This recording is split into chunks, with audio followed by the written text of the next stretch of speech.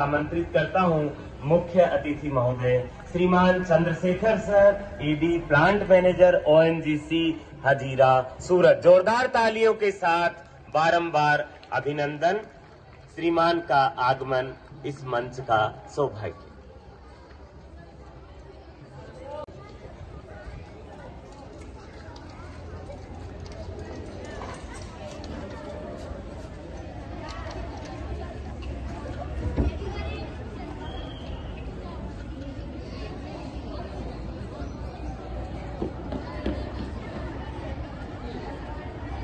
उपस्थित प्रधानाचार्य जी, विद्यालय मैनेजमेंट कमेटी के सदस्य, मेरे ओएनजीसी के कलीग्स, अभिभावकगण, प्यारे बच्चों और उपस्थित सभी देवी और सज्जनों, सबसे पहले आप सबको 75वें गणतंत्र दिवस की बहुत बहुत बधाई और शुभकामनाएं। मेरे लिए यह बहुत सम्मान की बात है कि विद्यालय ने मेरे को बुलाया और यहाँ पे झंडारोहण के लिए बुलाया।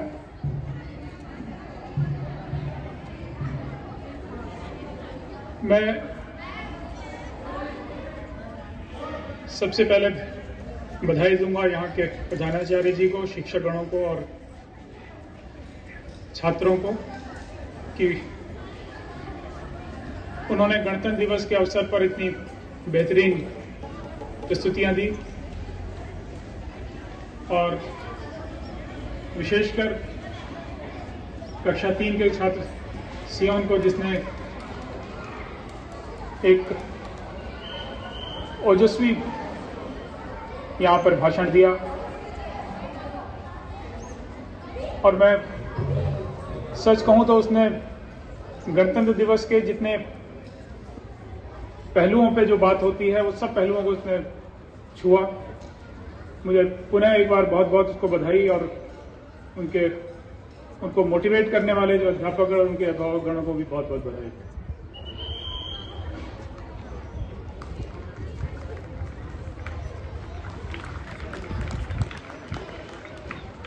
गणतंत्र दिवस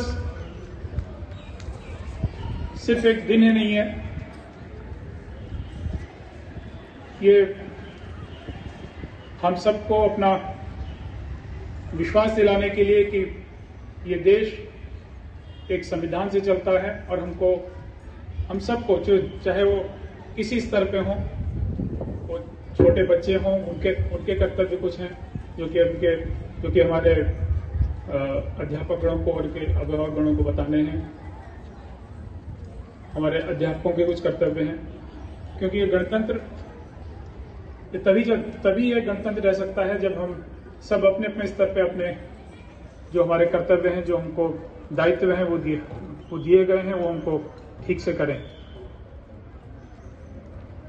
और गणतंत्र दिवस दिन है उन लोगों को याद करने का जिनके कारण हम एक गणतंत्र बन पाए, हमको आज़ादी मिली। और आज़ादी के बाद हमारे देश को सुचारू रूप से चलाने के लिए जिन भी चीज़ों की आवश्यकता थी, जिन नियमों की आवश्यकता थी, जिन कार्यक्रमों की आवश्यकता थी, उनको दिया गया। क्योंकि आज़ादी जब मिली तो हमारे पास एक देश था जो कि शायद भावनात्मक रूप से तो जुड़ा हुआ था, क्योंकि सब पूरे